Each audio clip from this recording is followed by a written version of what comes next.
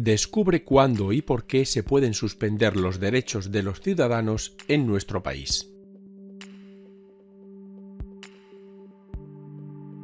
Pero antes es necesario conocer en profundidad los derechos existentes y quienes los garantizan.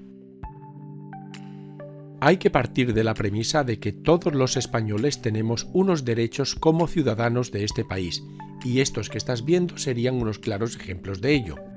Y precisamente todos estos derechos y libertades fundamentales están garantizados por la Constitución. Para ser más concretos, en el título 1, que se estructura de la siguiente forma. En la sección primera y la segunda del capítulo 2 están desarrollados los derechos de los ciudadanos. Estos se pueden dividir en tres ámbitos: el personal, el público y los vinculados con los económicos y sociales. En el personal estarían los derechos a la vida, como la abolición de la pena de muerte, los de integridad física y moral, prohibiendo torturas, penas o tratos inhumanos, libertad de creencia tanto religiosa como moral, considerando España un estado aconfesional, y el derecho a no declarar sobre ideologías, religiones o creencias. Limitación de la detención preventiva, derecho a ser informado de por qué se es detenido, derecho a no declarar, a abogado, el procedimiento de habeas corpus y un plazo máximo de prisión provisional. Seguridad jurídica y tutela judicial, garantizando un proceso penal, derecho a juez ordinario y a la defensa y asistencia de un letrado, el proceso debe ser público, no se puede declarar contra uno mismo y la presunción de inocencia. En la vida privada, derecho a la intimidad personal y familiar, al honor y a la propia imagen, al secreto de comunicaciones, a la inviolabilidad del domicilio y a la limitación del uso de la informática. También se tiene derecho a entrar y salir del país sin limitaciones políticas o ideológicas y, finalmente, a un matrimonio igualitario con igualdad jurídica entre las dos partes. Por lo que respecta al ámbito público, no puede haber discriminación ante la ley.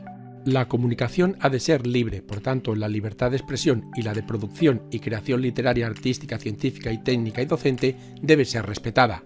Derecho a emitir y recibir información, prohibición de censura y de secuestro administrativo. Poder participar en asuntos públicos directamente o a través de representantes democráticos y acceder a la función pública en igualdad de condiciones. Libertad de reunión, de manifestación y de asociación. Poder dirigirse a los poderes públicos, poder participar en asuntos públicos activa o pasivamente y, por último, poder acceder a cargos públicos en condiciones de igualdad. Y para finalizar estos derechos vamos a comentar los vinculados con los económicos y sociales, que son los siguientes. Educación libre y gratuita, libertad de enseñanza y de cátedra, autonomía universitaria, sindicación y de no afiliarse, huelga, negociación colectiva, trabajar, y derecho a la propiedad privada y a la herencia. Y precisamente quienes garantizan las libertades y los derechos fundamentales de todos los españoles están detallados en los artículos 53 y 54 de la Constitución española.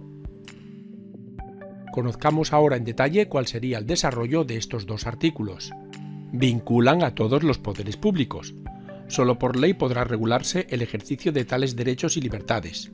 Cualquier ciudadano podrá recabar la tutela de las libertades y derechos ante los tribunales ordinarios, aunque también pueden pedirlo a través del recurso de amparo ante el Tribunal Constitucional, y el defensor del pueblo también será designado para la defensa de estos derechos. Pero estos derechos de los que hemos hablado pueden ser suspendidos por diversos motivos. Conozcámoslos. Dicha suspensión surge ante la aparición de circunstancias extraordinarias, como instrumentos de defensa del orden constitucional para restablecer la situación de normalidad. Su origen está en la Martial Law inglesa, donde la corona y todo ciudadano podía repeler por la fuerza cualquier insurrección, revuelta o resistencia violenta a la ley. En Francia también se incorporó tras la revolución mediante el état de siège, y la Constitución alemana de 1968 incluyó 4 tipos de estado excepcionales. Y concretando en nuestro país, la suspensión de estos derechos se estipula genéricamente en el capítulo 5 de la Constitución, concretamente en el artículo 55, y siendo regulada y desarrollada en detalle en diversas leyes orgánicas. A grandes rasgos, la suspensión de los derechos y libertades puede ser individual o colectiva. La primera está regulada en la Ley de Enjuiciamiento Criminal mientras que la segunda, en el artículo 116 de la Constitución, donde se limita a enunciar los estados excepcionales y a establecer una regulación básica, en los artículos 162 a 165 del Reglamento del Congreso de los Diputados y en la Ley Orgánica 481, donde los explica ya con todo detalle, tanto el de alarma como el de excepción y el de sitio. Veamos ahora las peculiaridades de los dos tipos de suspensión, la individual y la colectiva. La primera tiene una clara finalidad, la de evitar la necesaria declaración del estado de excepción o de sitio para suspender derechos cuando se trate de investigar actos cometidos por bandas armadas o elementos terroristas. El artículo 17.2 de la Constitución dice que todo ciudadano tiene derecho a ser puesto en libertad o a disposición de la autoridad judicial en el plazo máximo de 72 horas desde su detención. Esta podrá prolongarse el tiempo necesario para los fines investigadores hasta un límite máximo de otras 48 horas, siempre que sea solicitada mediante comunicación motivada dentro de las primeras 48 horas desde la detención y autorizada por el juez en las 24 horas siguientes. Mientras que en el artículo 18 se habla del derecho a la inviolabilidad del domicilio y a no soportar registro alguno sin conocimiento o resolución judicial que lo supla, además del secreto de las comunicaciones, en especial de las postales, telegráficas y telefónicas, salvo resolución judicial. Por su parte, la suspensión colectiva está para casos excepcionales, existiendo 3 supuestos ordenados de menor a mayor gravedad, los estados de alarma, excepción y sitio. Todos ellos están regulados en 3 leyes. En la Constitución, los esbozos generales. En su ley orgánica, el desarrollo de los 3 estados. Y, por último, en el reglamento del Congreso. Veamos estos 3 supuestos con más detalle. En la declaración de los 3 se determinará el ámbito territorial, su duración y las condiciones, publicándose en el Boletín Oficial del Estado y difundiéndose por todos los medios de comunicación públicos y por los privados que se determinen. Los 3 entrarán en vigor desde el instante en que se publiquen en el BOE. Además, cualquier ciudadano puede tener derecho a ser indemnizado si sufre daños o perjuicios por actos que no le sean imputables directa o indirectamente en su persona, derechos o bienes. El estado de alarma durará un máximo de 15 días, el de excepción 30 y para el de sitio no hay límite ni condiciones. El primero será declarado por el Gobierno dando cuenta al Congreso, el segundo por el Gobierno previa autorización del Congreso y en el tercero por la mayoría absoluta del Congreso a propuesta del Gobierno. Por lo que respecta a su prórroga, el de alarma puede prorrogarse otros 15 días previa autorización del Congreso y el de excepción 30 también previa autorización de este Congreso. ¿Y qué derechos quedan suspendidos? Bien, pues en el de alarma no se suspenden los derechos, pero sí se puede limitar la circulación o permanencia de personas o vehículos en horas y lugares determinados, requisar todo tipo de bienes e imponer prestaciones personales obligatorias, intervenir y ocupar transitoriamente industrias, fábricas, talleres, explotaciones o locales, excepto domicilios privados, limitar o racionar el uso de servicios o el consumo de artículos de primera necesidad, e impartir órdenes necesarias para asegurar el abastecimiento de mercados.